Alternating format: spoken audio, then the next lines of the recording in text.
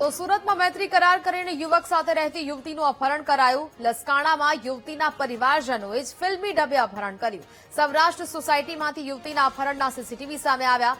પરિવારજનોએ યુવતીને ઢસડીને બળજબરીપૂર્વક કારમાં બેસાડીને ઉઠાવી ગયા. યુવતીને છોડાવવા વચ્ચે પડેલા યુવક અને તેની માતા પર પણ હુમલો કરવામાં આવ્યો.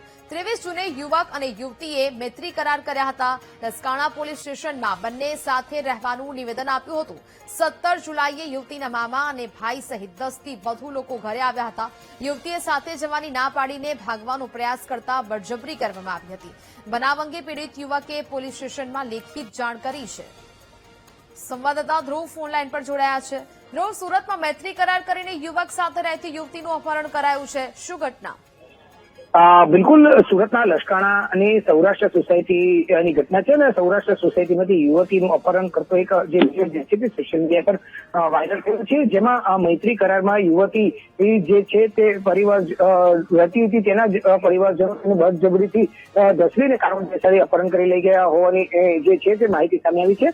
જેમાં યુવતીને વાળ પકડીને ધસડતા અને કારમાં બેસાડતા દ્રશ્યો જે છે તે સીસીટીવીમાં કેદ થયા છે. આ જે યુવતી જે છે તે અને છોડાવવા માટે જે વચ્ચે પડેલ યુવક અને તેની જે માતા હતા તેની પર પણ આ પરિવારજનોએ હુમલો કર્યો હતો. મહત્વની વાત એ છે કે સારા સમયથી આ પ્રેમ સંબંધ રહ્યો હતો ને આ યુવક યુવતી જે છે તે બંને વચ્ચે પ્રેમ સંબંધ એટલે 23 જૂને બંને વચ્ચે મૈત્રી કરાર થયા હતા. અને મૈત્રી કરાર આધારે તે આ યુવતી આ યુવકના ઘરે રહેતી હતી. પરંતુ આ મૈત્રી કરાર બાદ બંને લસકાણા પોલીસ મથકમાં પોતાનું સ્ટેટમેન્ટ એટલે પણ નોંધાવ્યું હતું.